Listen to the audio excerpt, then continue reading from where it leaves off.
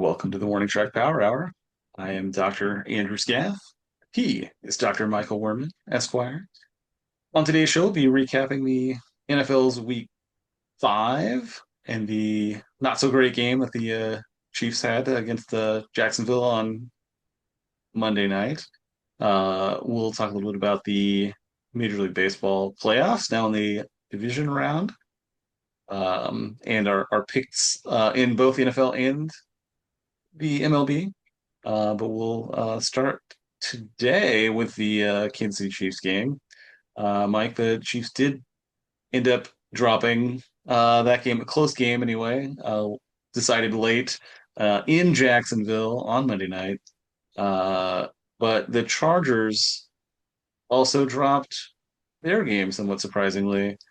So the Chiefs did not lose any ground, although they had an opportunity to gain ground. Uh, are you okay with this week with the Chiefs, or are you now ready to ring some alarm bells and are worried about the season? I'm a little bit worried simply because they play the Lions next week and they have a very good chance of going 2-4. Yeah. Um, so that's you know, that's a bit. I think that's a bit worrying. This is a game the Chiefs should have won. They dominated the time of possession. They in terms of yards, they did a lot more than um Jacksonville. They kind of felt they didn't play well at the wrong times. They had they had a chance really to go up big uh, before halftime and right after halftime, but they didn't really. They squandered those opportunities, uh, and then Right. and then um, they had that pick. The pick six was really devastating that Mahomes threw, and then the final drive was just terrible. In terms of, again, it had more penalties. There were lots of penalties. It was a sloppy game, at least on the Chiefs end. Maybe there should have been more penalties called against Jacksonville, but the Chiefs did not play very well, especially on special teams. They had horrible penalties, like one that negated a great Brashard Smith run back. The kick out of bounds by Butker for before the final drive was very painful and could have maybe been partly the difference of the game. But Um, that one hurt on a couple levels, right? Because it gave him a lot of yards, but it also didn't run any time off the clock, yeah, right? yeah, So it was bad twice over, yeah. I don't know why he didn't just try to kick it down the middle of the field on that one. just to Um, avoid that scenario. Yeah, I don't know. but yeah, it was. I don't know. I thought Mahomes played well, other than the one interception. I thought the offense played pretty well. I didn't. The defense, with other than the penalties, I thought played okay too. Although the last drive, they just I don't know what happened on the last drive. They allowed uh, big plays. They also had penalties in the end zone. Basically, even on the final play where Trevor Lawrence fell down, even if they had gotten him, though there would have been another chance for the Jaguars because there was a Yeah, penalty in the end zone. It was a holding penalty anyway, so it was yeah, yeah, just bad all around. And you wonder, I guess, what you know why certain players are playing if they're committing penalties all the time. Jalen Watson seems like he commits penalties every uh every day. I don't know, and you know yeah. so- and the offense didn't really have too many penalties. They had a couple here and there, but it was mainly defensive penalties and special teams penalties that derailed the Chiefs' chances. Yeah, I mean, the defense they did force a couple turnovers. They had that big uh, goal line stop that resulted in a Yeah, turnover. That was a pretty big deal. But then yeah, they ended up having the long drive that went the other way offensively, and then it gave it back on that pick six because that was yeah. because it was such a long return. That was the particularly devastating. hmm It's not just a turnover like in the red zone. It's a turnover that results in possession for the other team. Yeah, Yeah, it was a that's not 14 good. point swing, or the Yeah. Chiefs, yeah, it was just a game that they started out really good in yeah, then but I don't know. Somehow, I don't know. Maybe it was the wet field that the Chiefs couldn't handle as well as the Jaguars. Maybe they're more used to playing in rainy conditions simply because they're in Florida. I'm not. I don't know. It's hard to say. Are you actually concerned though, or are you willing to just chalk it up to it's a fluky game, it was a Monday night, uh, against a team that wants it maybe more than they did, and it really doesn't mean a whole lot, maybe.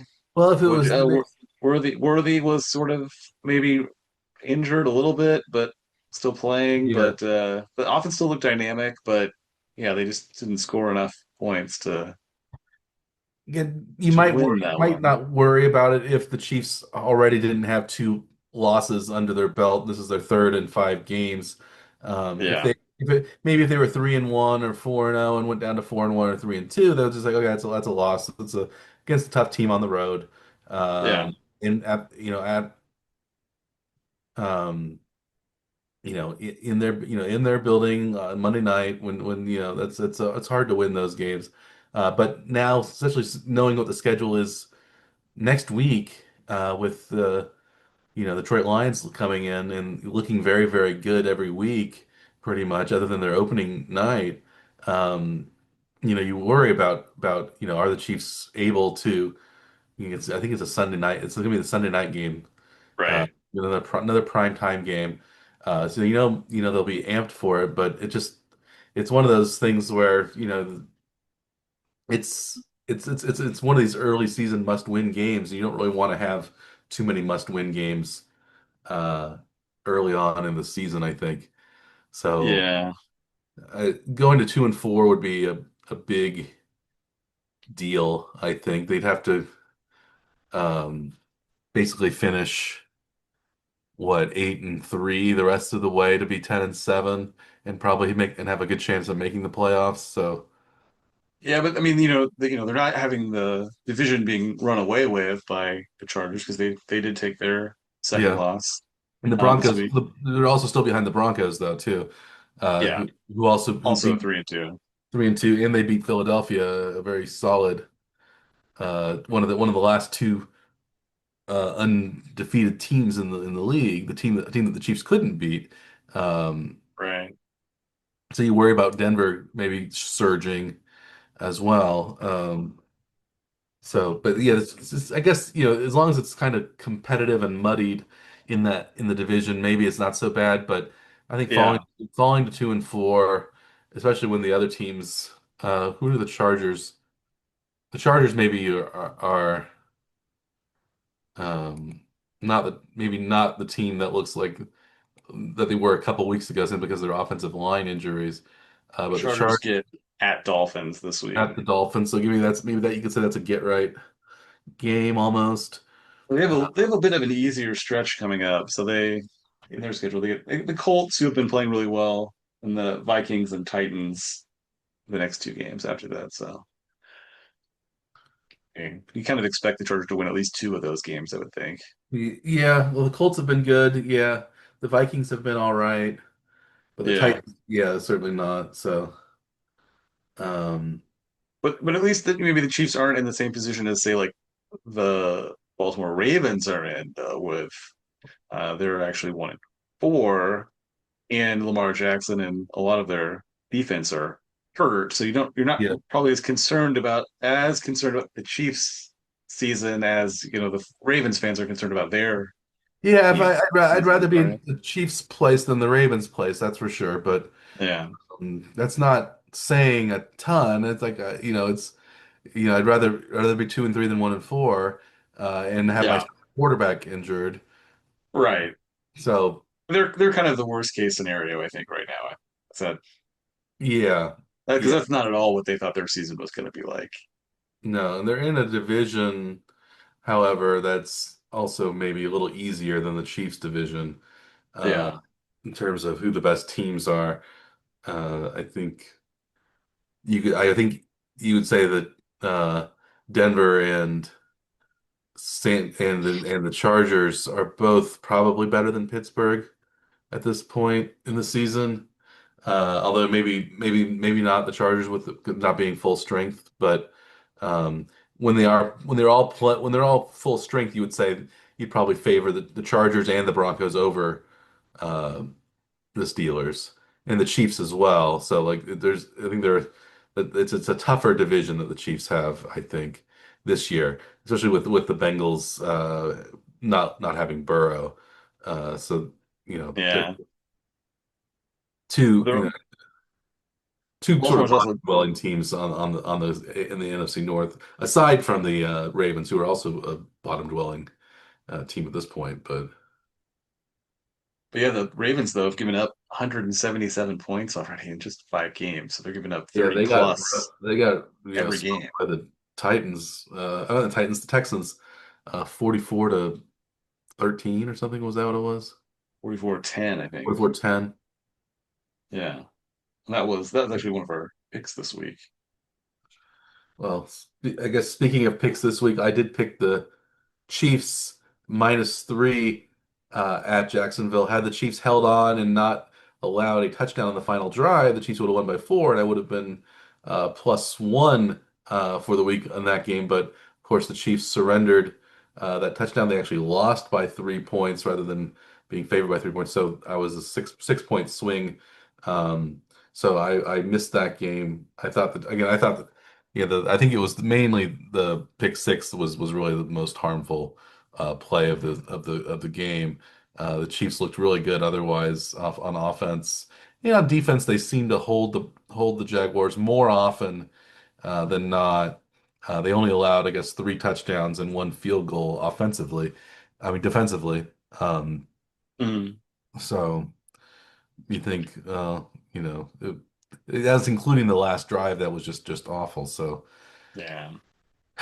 I mean, chalk that up to just I don't know, bad luck or just incorrect prognostication uh, on my part. But yeah, so I missed that one. So I finished 1-2 total for the week. You actually were 3-0, so all of your picks were quite good this week. So you can start wherever you want, Dr. Scaff, to regale us with your tales of victory. Well, we did mention the Baltimore Houston game, and I had the over in that one. I thought it would be a relatively high scoring game because Baltimore's defense has been giving up a ton of points. And Houston's offense hasn't been all that great, but thought there would be more contribution from both teams. But Houston ended up running all over Baltimore and covering the spread themselves. So that one wasn't really too risky, I guess, as an over pick there. It was a final score was 44-10. Over under was at 43 and a half. So, as an over better in that one, it's nice to see, one team having enough to cover the spread on their own. So there wasn't Yeah. really even a contribution needed from the other team, but there was enough to make sure it's very comfortable anyway. So Yeah. 44-10, plenty for the over and win on my first pick of the week anyway. Yeah. Good for you. I guess I'll go for my second loss of the week so I can at least end on a good note.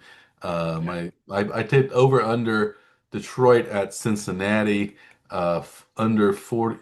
The total under was 49 and a half. It ended up going to 61. Cincinnati ended up scoring 24 points. They scored most of those points late. Uh, it looked like it was a pretty good bet going into the second half, but then Cincinnati and Detroit ended up scoring a lot of points in the fourth quarter. I don't remember how many points exactly were scored. 30 Uh, points in the fourth quarter. 30 points were scored in the fourth quarter, so it was uh, they only had 31 total going in. They finished 61 total going out. So I was on pace for much of that game, but then that fourth quarter really killed me. So yeah, there was 61, so it went 11 and a half over what I had foreseen. So chalk that up as another loss. Detroit won 37-24. Um, yeah, I thought maybe Detroit would score that many points. I didn't think Cincinnati would score that many. Uh, and yeah, just that fourth quarter killed me. And I had a bet in that same game actually Ah, too. So because like you had mentioned, I thought Detroit would would win fairly handily. I didn't think Cincinnati would score that many points. I wasn't really that confident in the over under number, but I did like Detroit winning the game. The line was 9.5 for Detroit, which I had Detroit covering that, and they did win 37-24, as you mentioned. So more than enough to cover. Uh, and it actually got a little bit closer relatively late. Uh, the Bengals did score a touchdown with about 3 minutes to go to get it from 35-17 to 35-24. So it got a little bit tighter. Detroit ended up with a safety to finish the game just inside the 2 minute warning. So it wasn't the safety didn't really claim to just it just insured the over, I guess, right? Yeah, I think But at least the that. covering the spread anyway, more comfortably. Yeah, So 13-point win, only needed 10, more than enough. yeah. So going to my lone victory of the week, that was New England was 8.5 point underdogs at Buffalo. This was um, the game. This was the Sunday night game, and New England not only covered the spread, but they actually beat the Bills and won that game outright. They won that game 23-20. So they not only won, but they only covered, but they also won. So I was happy about that. So that was a good bet for me. So I finished 1-2.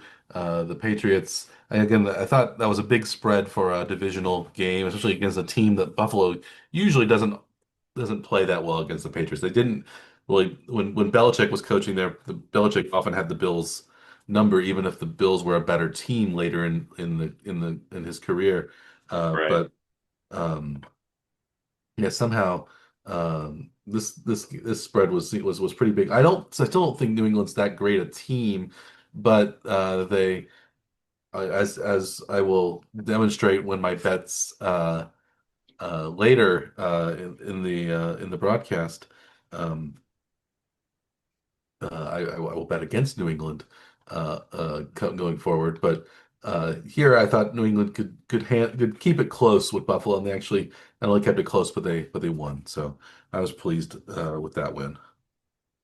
And they knocked Buffalo from the unbeaten ranks. They were the final unbeaten team at the time. There Yes. were two unbeatens going into the week, but this was the latest game that any of the Uh-huh. unbeatens. Yeah.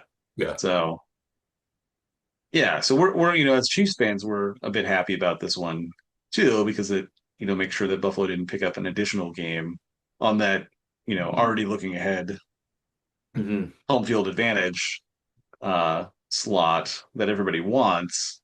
Buffalo seems to be front runner for right now, but that the loss makes sure they can't Yeah. completely run away with it this Well, early. now they're tied with the Colts and the Jaguars at 4-1 in the AFC. So um, they've come down to earth, and now it looks like, well, maybe the Jacksonville loss could cost the Chiefs a potential home field advantage. Although you would say again, going into Jacksonville isn't the most daunting of tasks compared to some of these other places, especially in the winter time. You're probably going into good weather uh, and Yeah, uh, somewhat fair weather fans, not again in Jacksonville probably again the Jaguars are maybe popular, but they're probably not as popular as Florida Gators or the Seminoles or any of the local sure. college teams. So Well, just it, watching the Monday night game, it seemed like there were some pretty loud cheers for the Chiefs on plays. yeah, Didn't you think? Did you notice that in the broadcast? yeah. There was some red in the stands. Yeah, yeah. Uh, should I move on to my You want to your final third last and pick? final victorious pick? The last one I had to sweat out till the very last play of this game. I had the over in the Tennessee Arizona game at 41 and a half. Tennessee ended up kicking a last second field goal to make the game 22-21, which was 43 points or 1.5 points clear of the over. So very tight game, just tripped the over, which made me happy, maybe infuriated you a bit uh, It with did. your uh, with your all under picks for the week again. Uh, Yeah. this is a couple weeks in a row now that the unders haven't done so well. Are you considering changing up your strategy going forward with that on the big board? On the big board, I'll keep it. I'll keep it for the next couple of weeks. I think we'll see how it goes. I think the overs are going to subside, and the unders will come back. I think Vegas doesn't want too many overs because again, over it's more popular to pick an over. It's more fun to pick an over than it is to pick an under, especially if you're a casual fan. Yeah. Want to see But as points, but as a better, your favorite mantra though, as an under better. not over. It's always under until it's over. Yes. Um, but Yes. Yeah, well, you were a little unlucky with the over under with the Titans Cardinals because that one touchdown that was taken off the board when the Cardinals player flipped the ball out of his hand just before he crossed into the end zone. So there were 7 points basically taken off the board uh, And when there. when was that in the game? Was that really late or was that? It was in the second half, I think. Yeah. It cost the Cardinals the victory probably. Um, Yeah, one of those touchdown, they drop the ball before they get to the before it was really close too. Like it wasn't like it was as close as the Trevor Lawrence fumble was getting into the end zone, I think. That was pretty close. That was just an inch or two away when he began to lose control of it. So um yeah, it was some interesting turns of events in those games. But yeah, I did awful on the big board this week. I ended up losing $1,148. I did poorly on the spreads. I did poorly on the over-unders, and I did poorly on the money line.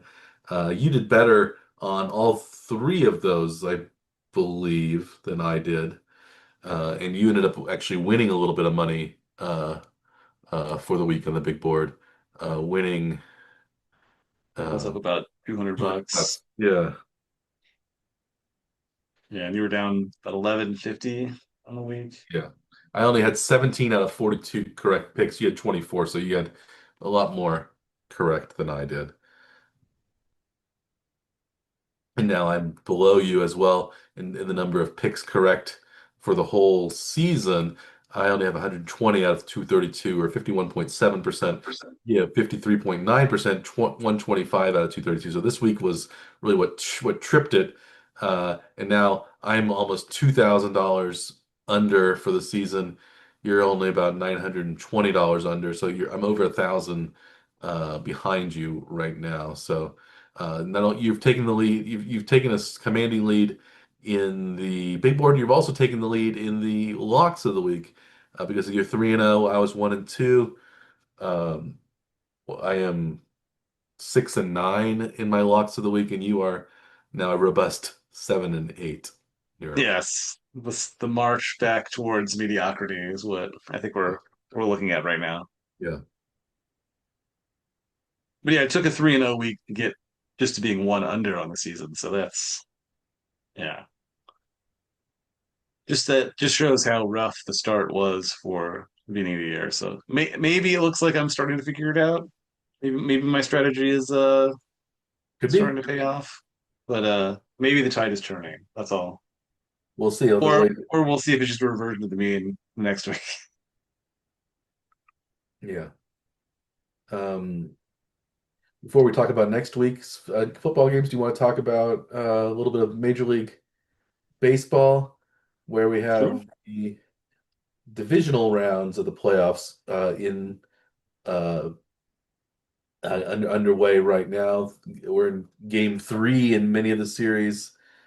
It looks like some of these series were almost, the Yankees who won their wild card round series have been looking terrible in the divisional round series against the Blue Jays, getting blown out in two consecutive games.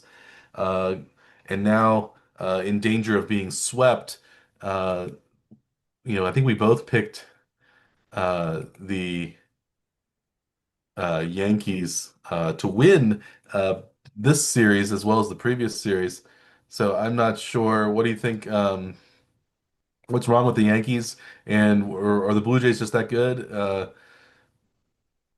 Well, yeah, I think maybe, like I thought maybe it was going to be like a rest versus rust scenario for the teams that were coming Yeah, off of basically not having to play for the better part of a week. But a lot of those home teams are looking pretty good here in the first part of the divisional round. But yeah, the Yankees pitching has just completely collapsed, giving up tons of runs though in the first two games, just getting completely lit up.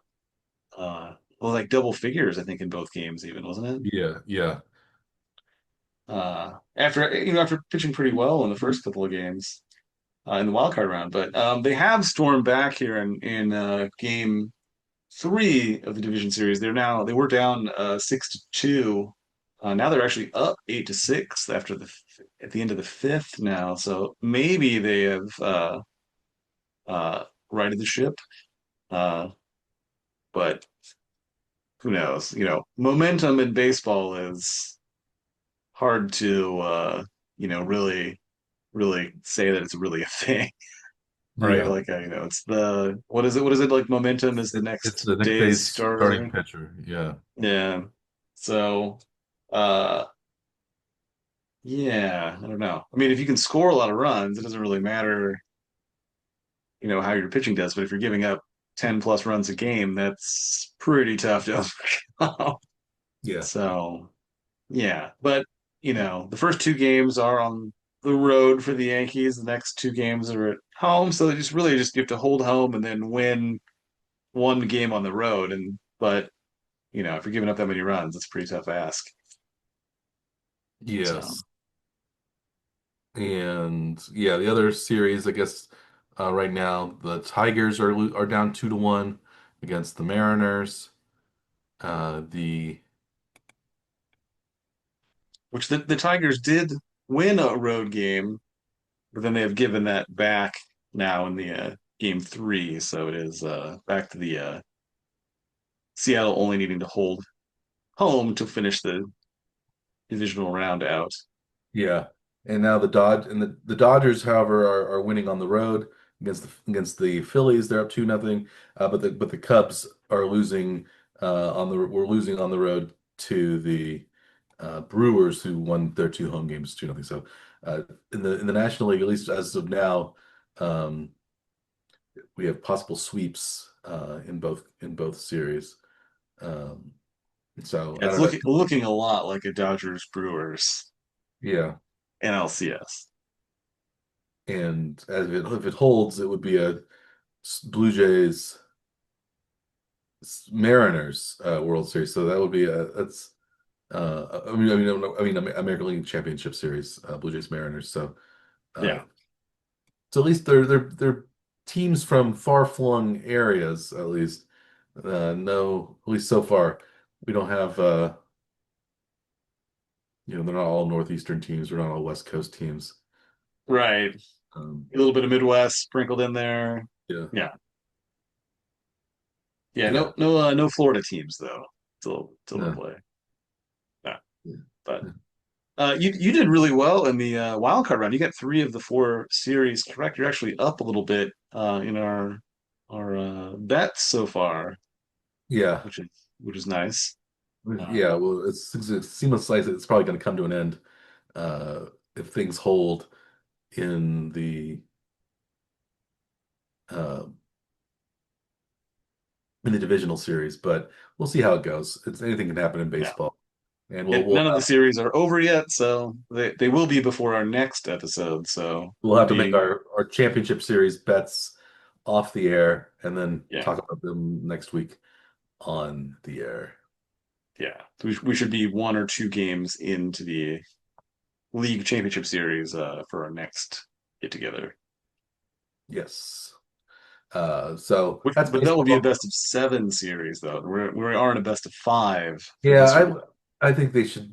Yeah. I'm a little surprised baseball doesn't do more best of seven. I guess it takes a long time, It does uh, take longer.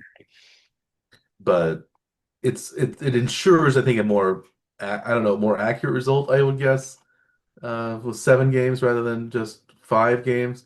Because ideally, you would want if you want the best teams to be in the finals, you would actually have longer series Yes. early and then shorter series late uh, to ensure fewer upsets. If you wanted to have different lengths of series, Yeah. really what you should have is 7 games for all of them. I think, just like the NBA finals do or the NHL finals. Stanley Cup playoffs. Yeah, But so but now they kind of, they get you get to see all the teams play all the teams. So like the World Series isn't quite maybe as special as it maybe was, and maybe less predictable because like you didn't have like direct, meetings of the two teams to actually sort of have an idea as to how these two teams would match up if they meet in the World Series. We actually get one or two series during the regular season with every team. So, in the old days, do you like talking about the old days like that? Are we that old that we can refer yeah, to that as when the leagues didn't actually interact with each other at all? So like back in the it would be 20th pretty century. surprising. Like you don't really know how good one league is compared to the other until that series. Do you prefer that old method or do you like it now where you sort of like have an idea at least? I prefer the old method probably, but I don't mind early play too much, but I think I like the old I don't like the Royals play every team in the league every I don't know. I like more divisional matchups. I like more American League matchups, but it's fine. I also you would say that you can't really compare the strengths of the leagues either just because of the one series at the end. Um, it's they would say about the AFC and the NFC in football too, how strong the leagues were because the Yeah. NFC won the Super Bowl, but that just means that the top teams in the NFC were better than or at least Right. yeah, after a while it seemed like they were better because you had a larger sample size, but um, yeah, it doesn't mean that they wasn't more competitive or whatever, but maybe it did, but it's just only again the Super Bowl's only one game. Major League Baseball's World Series is only 7 games out of 162 games total. So that's Yeah. uh, you know in terms of ratio, it's actually less than one game or or at least when they had the old 106 when they had the old 16 game NFL schedule, 1 game out of 16 is more than 7 games out of 162 in terms of what the sample size is over the course of the whole season. So the NBA I think does it the best in terms of trying to, or the NHL trying to determine who the best team is at the end. But again, even those can be pretty wacky sometimes with the series. Just who knows what? We got ended up with results last NBA Finals that were unpredictable, as the NHL Finals have been unpredictable for a long time. The team that's the best in the regular season hardly ever wins. The President's Cup uh, team hardly ever wins um, the President's Trophy team hardly ever wins the Stanley Cup. So Yeah, and frequently they get knocked out in the first round even. yeah, It has happened. But I mean that happens kind of in baseball too. If you think about that, what was that 119 win Mariners team from what was that like 2001 or so? yeah, yeah. That they got knocked out, I think, in the first round after Mhm. yeah winning near the most number of games in a season in MLB history, and then promptly shown the door in the playoffs. Yeah. Do you like the Mariners' chances to get to their first World Series this year? Well, I think they're pretty good. I guess you only have to win one out of the next 2 games against the Tigers, and then they can, they can focus and beat either the Yankees or the Blue Jays. I think they have a good shot. They were hot at the end of the season, so maybe they could continue that momentum. So I wouldn't be surprised if they made it to the World Series. I think that would be nice for Seattle. Um, so So are they the team that you are rooting for in these MLB playoffs right now? or do you have another no, do you have another team that you're backing? I'm not really rooting for any of the teams. I don't have it. My friend Jerry, he's a Yankees fan, so I kind of root for the Yankees while they're playing. Even though I'm not supposed to root for the Yankees, but the Yankees have been they haven't been very good in the playoffs for many years. So, uh, Aaron Judge They hasn't went they did go to the World Series last year though, they didn't won the they? World Series last year, but they had but they did but Aaron Judge played poorly and Yeah. they got blown out in the World Series by the Dodgers last year. So I don't know when did they last win the World Series? It's been a little while. Uh, Yeah, it was oh 09 like maybe. Jeter era, right? Yeah. They haven't won since then, have they?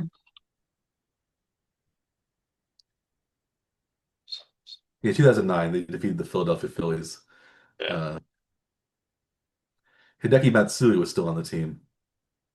That's all. He won the World Series MVP for his performance in that series. Yeah. It seems like a long time when Matsui played for the Yankees.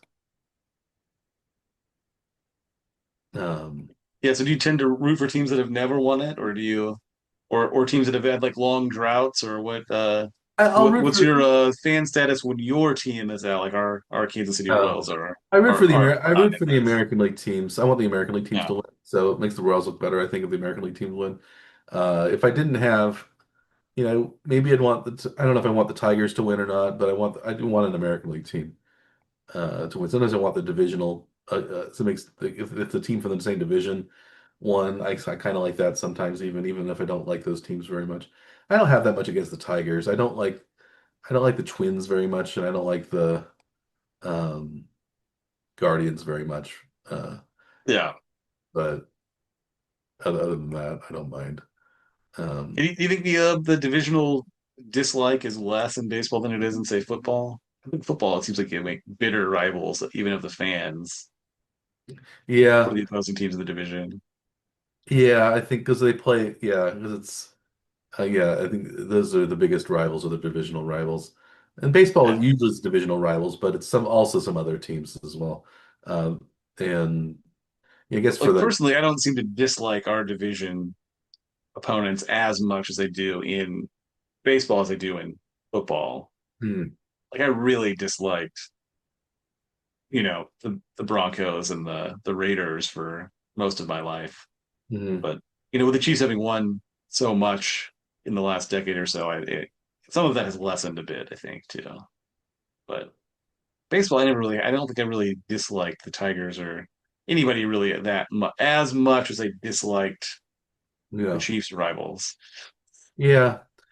Yeah, I can see that. I think baseball, though, I think it's a more cooperative and less vitriolic sport than football is. There's less bloodlust, I think, in general. So it's more pastoral and people are sitting and talking to each other while the games are going on rather than really on their feet and screaming the whole time. So it's Yeah, more conversational. It's more Star Trek than Star Wars, I think. yeah. Just more I thought football. I thought you were going to use gentlemanly as a descriptor. Yeah, gentlemanly. Yeah, you could call it more gentlemanly. Uh, Semi athletic chess, perhaps. yeah. Yeah, it's less yeah, it's less maybe less emotionally charged, and it's although there are emotions that go inside coincide with baseball, but it's I don't know, it's less fraught with tension.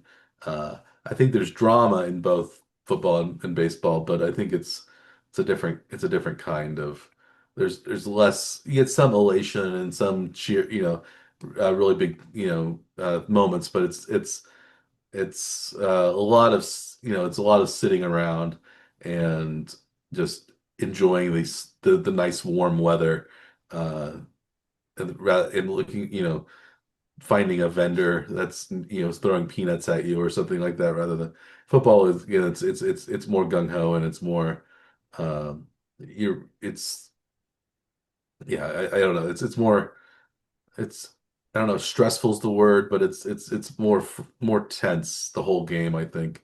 uh Yeah. especially if it's a close game.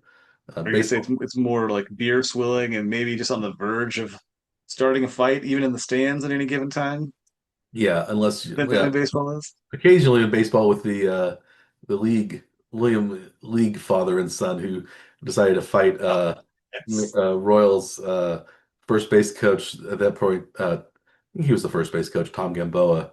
Uh, Hmm. uh, yeah, there haven't been aren't too many fights that break out in baseball stadiums compared to football stadiums. It's happened before. I mean, there were what altercations between fans and players, and Yeah, you get some of that, but yeah, football is a little I don't know. Football's chippier, I think, than baseball, especially now. what seems like there's like an altercation between a fan and a player, and almost different game to some extent. Yeah. But it's not as quite as in the fans aren't quite as like close to the field as they are like in like the NBA No. where the fans can end up being part of the action. Sometimes the players running into the stands at times, Mhm. just running after a ball, uh, or going into the stands, throwing fists too, like has happened in NBA games. Also, Yeah, that has happened. it has. It has. Well, It's speak happened in baseball, but it's more effort. Like you have to climb a wall to usually, get to the yeah. fans. Or, occasionally there'll be a foul ball that you reach over and although less now with the netting and things like that Yes. that prevents some of the foul balls from hitting uh, players or people who are not maybe paying as much attention as they would have in the pre-cell phone uh, days of Yeah. but um, yeah, football is yeah, it's a more violent, more charged, amped, kind of testosterone filled atmosphere, I think, than uh, Because you're saying not just on the field, but also then playing out those same charged scenarios amongst the fans even too, and their how they look at and view the other teams with that same sort of energy. Then is that what you'd yeah, say? yeah, I would say that. Yeah. Uh, Speaking of Maybe football, that's our cue. Yeah. yeah, it's like, should we talk about this week six NFL action and our bets? So we have the Chiefs hosting the Detroit Lions on Sunday night. We talked about that as being a big game. The Chiefs need to try to slow down the prolific offense of the Lions and try to keep pace offensively against the Lions' sort of average defense. It seems like they don't have a fantastic defense over in Detroit. So the Chiefs are actually favored against the 4-1 Lions by a point and a half right now. Were you surprised at the spread? Did you think the Chiefs would be underdogs coming into the game? I thought it could be anywhere from a pick 'em to Detroit being favored by a point or two, but yeah, I was a little surprised to see the Chiefs actually favored by a point and a half. Hey, do you But want? We'll see if that changes as the week goes on. Um, yeah, you did not make that a lock of the week, did you, Dr. Scaff? I did not. I don't. I mean, I think personally I'll be betting on the Chiefs, but that's just my homerism will take over, and when it actually comes time to make the picks, I have a hard time picking against the Chiefs. Uh, Last year it was a little easier to pick against the Chiefs on the spreads because they were very frequently not covering the spreads. So that made those bets a little easier to make. The Chiefs have been playing, a lot, more inconsistently, I think, this season so far. Yeah, if And they that they're win, they actually win losing some big, it games. seems So like, and they lose yeah, close. yeah. So if they're underdogs, I like them all the time. But it's hard to pick against them right now because you really don't expect them to lose. So, and if they win, you think they're going to win by at least a field goal. Uh, so yeah, I like I'll be picking them, but I'm not. It's not going to be one of my locks of the week. It does have a pretty high over under number, Mike. It's what is it, 49 and a half? Yeah. Is that comfortable enough for you? then at 49.5. Both teams seem like they have fairly prolific offenses and maybe not, stalwart defenses at this point in the season. Is that a high enough over under number to keep you at the under for this one? Well, I will bet under, but it's not one of my locks of the week. I'm not making any under or over bets as my locks of the week, partly because I've just been not doing terribly well at those lately. The unders haven't been coming through for me, and neither on the my locks of the week or on the big board. So we'll just steer clear of those. Now we'll still pick them on the big board, but I'm going to steer clear of the over under numbers in my locks of the week. I'm going to go all spreads this week. Um, yeah. How about you? Are you going to do some over unders? As you've been doing better with your over unders than I have. You've been Yeah, going overs that have been panning out for you. yeah, I've been doing more of a kind of like I haven't gone like a blanket over, but like a selective over, and I've done a little bit better than Vegas odds have been so far. I think what the overall league is about 4 games over on the season. I think at this point, I think I'm 7 more correct picks than the straight up over under anyway. So I the last couple of weeks I've done really well with picking a couple of overs, and I'm going to follow through with that strategy again and have 2 more selective overs this week. It's Okay. my locks of the week. Do you want to start with one of your overs, or should I start with one of my spreads? What do you prefer, Dr. Scout? I've got no preference here, Mike. You can feel free to lead the way here. I'll go first. Okay. So so I have three locks of the week, of course. One of the locks of the week I actually have is against two teams that won this past week. The 49ers, of course, beat the Rams on Thursday night in a kind of surprise way with Michael McCorkle, Mac Jones leading the way. And they're playing against the Tampa Bay Buccaneers, who won a thriller against the Seahawks in Seattle, 38 to 35. Uh, I don't think San Francisco. I think they're still very they've been heavily injured. I'm not still trusting of Mac Jones completely. I don't know if he or Purdy or an injured Purdy will be the starter. Um, they are only 3-point underdogs in Tampa Bay, and Tampa's been playing really well against a lot of good teams this season. So um, I like. I like Tampa at -3 at home against San Francisco. Also, it's a long trip from San Francisco to the Bay Area. I guess there is a sort of mini bye that the 49ers are coming off of because they had the Thursday night game rather than a Sunday game, and the Buccaneers are coming back from Seattle uh, to Tampa, but I still like Tampa to do well at home. It's a noon game, so it's an early start for San Francisco. It's a 10 a.m. game for them. So 10 a.m. game in Florida, all the way across the country. Um, Tampa being only favored by 3 kind of indicates that they think those teams are even in terms of strength. And I think on a neutral field, I would say Tampa would probably be favored by 3 on a neutral field if I were uh, picking right now, at least how they're.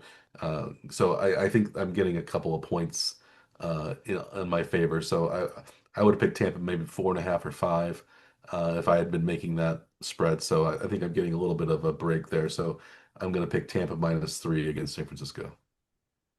And even yeah, even like a depending on who the quarterback is, do you like the game more or less than if it's an injured Purdy with who has turf toe, which is kind of difficult to maybe make as accurate of a pass since it is, I think, his plant foot too. Uh, then Mac Jones then was seems pretty inconsistent so far. If it is Purdy, are you more worried about it or are you more confident? I'm actually more confident with Mac. I'm more worried with Mac Jones in there because I think he's more healthy, and I think a healthier Mac Jones has been playing a little better than a beat up Purdy. So, uh, Yeah. Well, he's a bit of a wild card too, because you don't really know what he's going to deliver. no, Yeah. Well, he has done okay though. He's had a couple of pretty big games. yeah. Because with San Francisco still are they 4-1? 3-2. Yeah. What are They're 4-1. 4-1? Yeah, they're both two 4-1 teams. Yeah. So, and they've been playing their games fairly close. So, but who knows? How about your first block of the week, Dr. Scaff?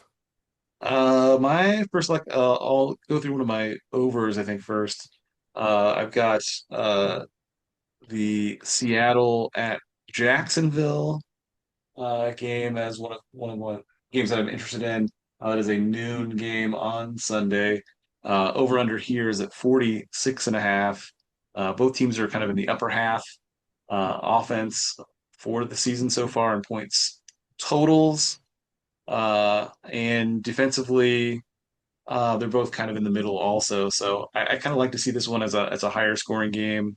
46 and a half is a bit high, but I think they will trip that. It seems like this season, games that have hit the overs have tended to hit not just over, like way over.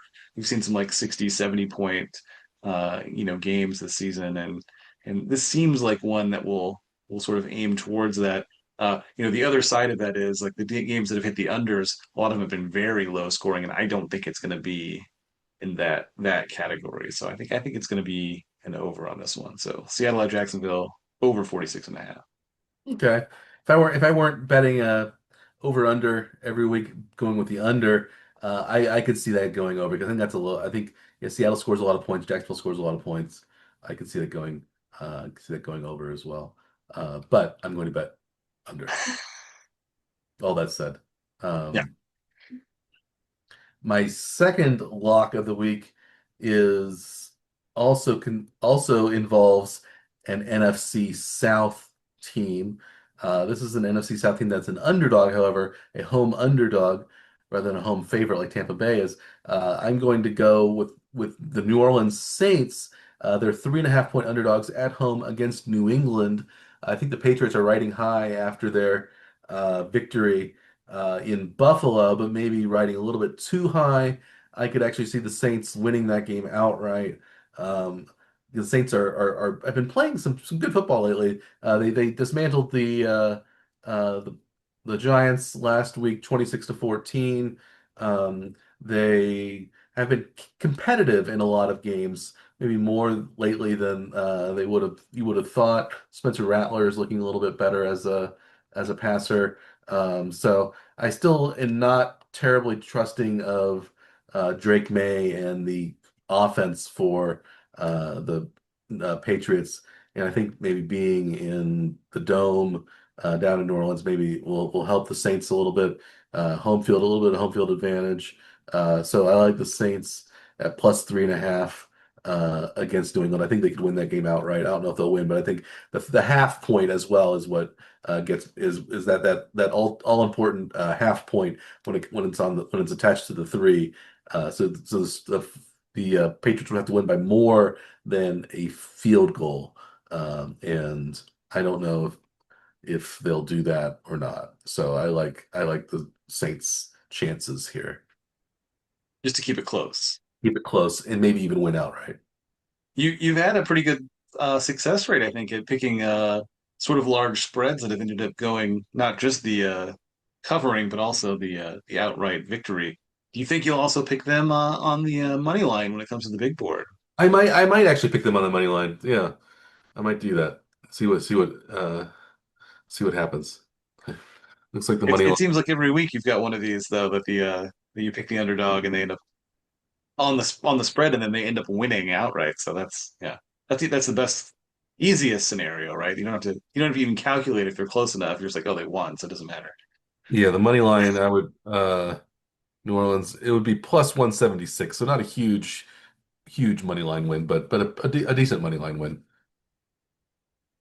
Well, I mean that for wins anyway, that's a lot better than like the, $150 that you'd get Yeah, the other way, right? If you yeah, bet on the favorite. yeah. Yeah. That's true. We get $276. I mean, it's no betting on Cincinnati this week where you'd have a $100 bet, you'd end up walking home with $850 in your pocket. Uh, Well, I am betting on that game, but I'm not. We'll get to that in a second. Why don't we get to your second lock of the week, Dr. Scaff? sure. My other over under game. For my last two picks, I'm actually going to go to the pair of Monday night games. Uh, the first game that I'll be making a pick in though is the Washington Chicago game. Uh, both of these teams seem like they're capable of scoring lots of points. Washington seems to score a lot of points, like late sometimes even too. So I like the over in this one also. Chicago's coming off of a bye week. Washington's coming off of a nice win against the Chargers where they put up 27 points there. So I like Chicago at Washington Monday night at over the large number though, like a 49 and a half. Yeah, it is a high number, so you think maybe we won't get that high. The highest number on the week is actually the Chiefs Lions at 50 and a half, so which is an interesting number too. So yeah, the overs are over under totals are a little bit higher this week than they were last week. Again, maybe Vegas is trying to discourage over bets and try to encourage more under bets because so many overs have been cashing. So that's why I'm sticking with the unders uh, this weekend. Um, yeah, that Chicago Washington game should be interesting. Like over 49 and a half. I am you mentioned a big spread. The biggest spread of the week is 14 and a half. And that is uh, the the Bengals at Green Bay. Green Bay is minus 14 and a half to cover at home at Lambeau Field against the Cincinnati Bengals. I think that's a really, really big number. I think the Bengals can keep it a little bit closer than that. They only lost by 13 to the Lions. I think they can keep it within 10 or even a touchdown. I know the Bengals just got Joe Flacco to be their new quarterback, but he's probably not going to be ready for this week. It'll um, it'll still be Jake Browning probably, and Browning's probably going to want to keep his job, so he'll probably be uh, much more, maybe even more in touch with his senses and keeping things together, maybe better than he would otherwise. I don't know. He's under more scrutiny now than ever. So he doesn't want to. If he can hold on to his job any way possible, he probably wants to. So this is a big game for him, and he's been historically a decent backup quarterback for the Bengals, so maybe he'll revert back to better form against the Packers. And the Packers allow a lot of points to the Cowboys last time. They're coming off a bye, but um, yeah, I think the Bengals can still score some enough to keep it competitive and maybe hold down the Packers' high flying offense just enough. So I'm gonna go New England. I mean not New England. Cincinnati plus 14 and a half against the Packers in Green Bay. Yeah, and going in your favor though too. Or the last couple of games, Green Bay's been favored pretty sizably. They were favored by 7.5 against Cleveland. Not only did they not cover, They lost that game. Yeah. they lost that game, yeah, 13-10. Then the next time the very next week, they were favored by 6.5 points against Detroit, against Dallas, Yeah. and did Tied not that. win that Yeah. one. But yes, so didn't cover, but also didn't win. But yes, so that that's a recent trend anyway. That's looking in your favor too. Yeah, we'll see how it goes. The Um, only risky thing though, really, is that like if you do have somebody like Browning is playing, if he's loose with the ball and throwing interceptions, you worry about like a defensive score or something like that, right? mhm. But if it is Flacco, you're probably a lot less worried about that scenario. So maybe Browning will be more careful knowing that Flacco will could take his job or something like that too, right? Yeah, yeah. So hopefully you're not going to see that scenario. And 14 you and a want half to, is so and many you want to, points, like and you three want to full see, scores. yeah, you want to see some close games. So I think we want to see a game that's more competitive. So just the maybe the NFL will try to keep things a little bit closer. in their ways that they do, calling penalties at certain times and just keeping scores closer. But there were a lot of blowout. There were some there were some blowouts this past week. Uh, Two teams won by at least 34 points. Uh, the Colts won 40-6 over the Raiders, and then the 44-10 Houston win over Baltimore. Maybe there won't be a, a victory that lopsided this week, but yeah. So those are my locks of the week. You have your final. Well, yeah, and those picks that were that big of victories, the spreads weren't nearly that wide though. I mean, this that was No. a 1.5 point spread in the Houston Baltimore game. Ended up being a 34-point win the other way Hmm. to the underdog, and that Indy Raiders game was a 7-point favorite for the Colts. So, that ended up being well beyond that 7-point uh, line anyway. So that's kind of interesting. But yeah, it doesn't. It seems like the big win, the big huge gaps in winner versus loser don't tend to be in those games with the big spreads though. Have you noticed that in general? Yeah, I think sometimes that happens. It just sort of it's a random occurrence, and you don't know where it's going to come from. So Yeah. it's hard to predict. Again, the NFL is extremely hard to predict, Yeah. um, and that's why we aren't professional gamblers. That's why there are very few professional gamblers out there.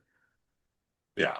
And they're probably not betting on the stuff that we're betting on. They're probably betting on more elaborate or more long shot type bets that they have some kind of idea that something's going to happen. I guess, right? Anywhere they can find an edge, you will find Yeah, a professional better. yeah. So my last pick of the week isn't that I mentioned it being in the other Monday night game that is Buffalo and Atlanta. I like Buffalo on the spread in this one. I think Buffalo has a good chance to bounce back from their loss this last week. I think they'll put little to chance in this one and try to make sure that they win it comfortably. Buffalo's only favored by 3.5 points at Atlanta, which I thought was a little closer than what I would have guessed. There are a lot of 5 to 8 point lines this week, but the Buffalo Atlanta game's a little bit closer in line anyway. So I'm not sure how which Atlanta team is going to show up, but I think Buffalo is going to make sure they comfortably win this one to make sure they don't risk losing a second game in a row. So I like Buffalo at -3.5 at I, I Atlanta. I tend to like that too, although Atlanta is coming off a bye, so might be a little worried about that. But yeah, I think Buffalo, yeah, will try. Again, Buffalo in the regular season likes to run the score up, and yeah, you think I think Buffalo winning by a touchdown is not out of the question. That's for sure. So we have. If it was the 14.5 point line, I don't think I'd like it nearly so much. It was one of the tighter lines that I didn't expect, I think. Yeah. Yeah, and yeah, Atlanta hasn't, I think Atlanta can be, like I said, good or really bad, like they were against the Panthers when they got shut out 30-0 against Yeah. Carolina a couple weeks ago. So, yeah, it'll be interesting to see what happens this week. Um, any other games that you're looking at in particular that we haven't made bets on? Um, Yeah, I mean there are a couple other games that I think are interesting, but nothing too crazy. I think we picked a lot of the nice ones out. There's some good division rival matches like Philly and the Giants, but I don't really care about that game that much. It's a Thursday night game. We've really shied away from Thursday night games. Mike, do you have any insight on what you look for in those Thursday night games, or do you think they're just totally random and you're not spending any time thinking about them because they're just too I'm random? trying. I tend to think this game's going to be a Philly win, and the Giants aren't going to score many points. So I'm going to go Yeah. under as usual. I don't. I would probably lean towards Philadelphia -7.5. But it's hard. Those Thursday games are just crazy. So yeah, I Yeah, wouldn't put it in the lock category. yeah. It's a divisional game. Besides, those are also volatile. Um, yeah, but Philadelphia coming off a loss, uh, and I guess Giants are also coming off a loss. But Philadelphia is probably a little more angry about their loss maybe than the Giants are. I don't know. Maybe the Giants are a little more used to coming Coming off a loss, yeah. That seems Yeah. mean, but yeah. That's how things have been lately. Baltimore draws another tough game this week. I think they're at risk for falling to 1-5 Yeah, the matchup Rams. The at Rams are home also against the Rams. the Rams are also favored by 7.5 at Baltimore. Again, I guess it means that Lamar Jackson's probably not going to be playing this week, and the defense is all banged up in Baltimore still. So yeah, they got blown out by the Texans. So maybe this is a you know the Rams are coming off a Thursday, so they have a little bit of extra time. They're coming off a loss, which they probably didn't like against the 49ers at home. So maybe you could say, well, that's a good spot for the Rams. I don't know how I'm going to bet that game yet. I kind of want to see what the injury statuses are for Baltimore and who looks like maybe they're coming back or who's going to be out before I make the bet. Right. With them having giving up, being given up, something like 30 plus points a game. Over under or the over under number on that game is only 44 and a half. They're giving up 30. Do you think Baltimore can score 15 points? That'd be all that's necessary to trip the Yeah, over. yeah. I'm still going under because I'm going under everyone everywhere, but I'm trying to test your limit on this and see if I can make you break and take an over this week, Mike. No, not this not week. yet. Not Not this week. still Not no. yet. Not yet. Not yet. We'll have to see what the next week holds. We'll see how it goes this week. Then maybe next week if it's just uh another bad week for me, maybe we'll have to reconsider. But one of these days the unders are going to come through and I'll be the last one laughing. Hopefully it is this week. Anything else you want to talk about before we wrap up this week's episode of the Power Hour? One quick question I think I'll ask you about being behind by a little bit now. Are you more willing to take the big money line bets like uh, Cincinnati at plus 750 against Green Bay? If you hit on that, I'm unlikely to take it. If you hit on that, you could close the gap very quickly. Are you more willing to take those kinds of bets knowing the situation in our betting competition? Or No, or are you only worried about your own bets? You don't care what the competition level is. I'm more worried about my bets in the competition, and it's Yeah, a long season, so I just want to incrementally try to get back to where I want to be, and maybe have a yeah, couple of good weeks here and there. But I'm not going to be betting crazy that the Bengals are going to win at Green Bay, even though I did bet that the Bengals might keep it close-ish at Green Bay, but I think they can keep it within 10. That's very yeah. different from winning outright. So that's my goal is to just kind of keep plodding along. And hopefully, I have more wins than losses, and get back to the even money at least before I can start getting earned money. So that's my strategy. Well, I think that's good advice too for people that are considering betting and not allowing yourself to get carried away and chasing money, trying to get back to even or to try to get ahead to say uh, not a great strategy though, right? For just in general. It can pay off, but your risk is that you're just going further and further into the hole, right? Yeah. Yeah. So I think that's good advice, Mike. That's a good strategy and good advice in general.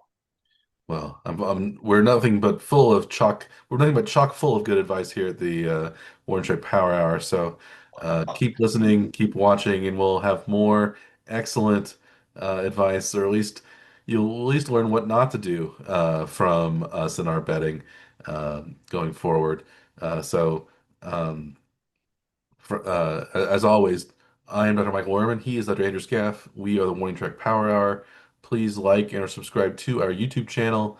available on YouTube and or our podcast, which is available on many different podcast delivery platforms, including the one you're using right now.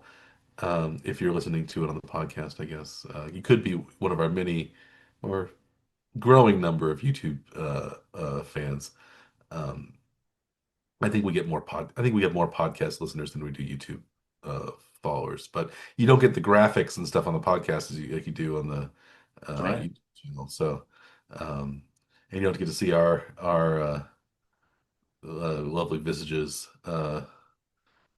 either on the podcast. But I'm sure podcasts are, most people are listening to it in their car while they're driving, so it's maybe not as good to listen to the YouTube. Although I listen to the YouTube while I'm driving sometimes because I don't know, I like the YouTube. It's easy to get on my car. I don't know why. I I don't hope have. you're not watching the YouTube videos in your car while you're driving, Mike. That's the only thing I'm No, I'm not hoping usually. that you're not I'm doing. I'm not usually watching us. I just look at myself in the rearview mirror if I need to get my face. And picturing yourself Yeah. saying these things. Yes. Yeah. Yes. Excellent. Um, so yeah, so so next week we'll be back with all sorts of new and exciting takes on week 6 of NFL action and previews of week 7. We'll also talk about the conclusions of the Major League Divisional Series and the beginnings of the American League and National League Championship Series, only one step away from the World Series. So we have all that to look forward to and talk about next week. And as from us in the One Track Power Hour, we also wanted to wish you good luck if you're making bets this weekend, as long as your interests do not conflict with ours. And we also would like to wish you a good day.